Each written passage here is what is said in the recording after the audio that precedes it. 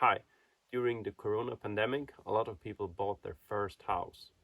Now, due to the high energy prices, people are buying firewood. This might be the first winter where firewood will make a big difference in the cost of living. I will share with you some simple tips and tricks regarding storage, handling, and burning of firewood. If you are experienced in burning firewood, this video might not be for you, but you can help by adding your best tips and tricks in the comment down below. Let's start by looking at the storage of firewood. As you can see, I have used these Euro pallets down below, a couple of supports, and a plastic roof that I had left over from another project. You can build something like this from maybe 5 or 6 Euro pallets or something like that. This is not the only firewood that I have, but I do store some here, so it's easy for me to get it. And then I can use the weekend to fill this up with firewood, and it makes life a little bit easier. Remember to keep the firewood off the ground. So these pallets, they make sure that the bottom layer doesn't get wet. And by having open sides, there's plenty of air in here to make sure that if there's some rain coming down, it will evaporate fast. You need to carry the firewood into the house, and I recommend a good wood basket, something like this. What I like about this one is that the length of this basket is approximately the length that is maximum for my stove.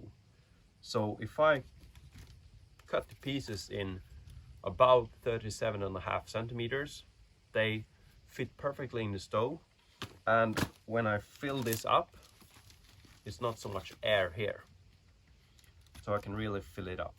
Make sure you're using gloves when you go get the firewood, otherwise you're gonna get some splinters, and if you have gloves on, it's very easy to brush off any snow that has fallen on the firewood.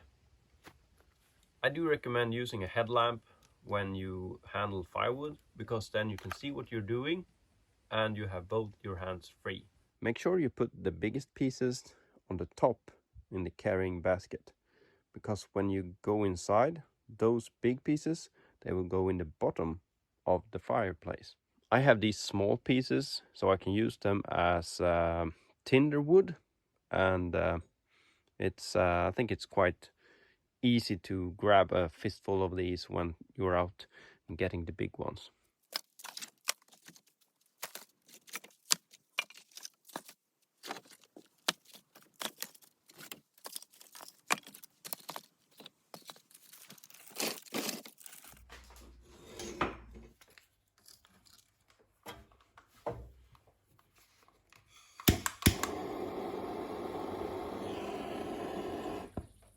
I always light the fire on top. This ensures that the gases from the firewood are really burnt off, and it also makes the fire last a little bit longer.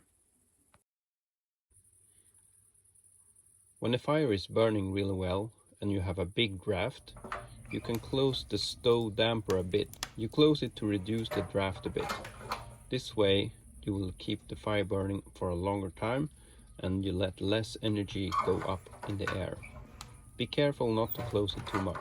There should be no fumes or smoke in the room. When the fire is burnt out and there is just a little bit of glow in the bottom of it, you can close the stove damper completely. I have two more tips for you that could be useful. Number one is to use an electricity provider that lets you pay what the electricity costs by the hour. And in this free app that we have here in Sweden, I can see that the price of electricity was really low here in the morning and last night, and then it will start to rise in the afternoon.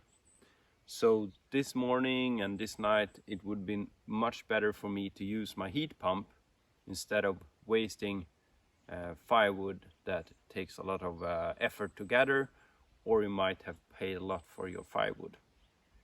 My last tip is this book. It's written by Lars Mytting, a guy from Norway, and it's called Ved, or Firewood in English. It is It contains everything that you need to know about the handling of firewood and how to make sure that you burn it in the correct way. So read this and learn a lot from it. That's it for me. Thanks for watching, and good luck with the firewood this winter. Bye.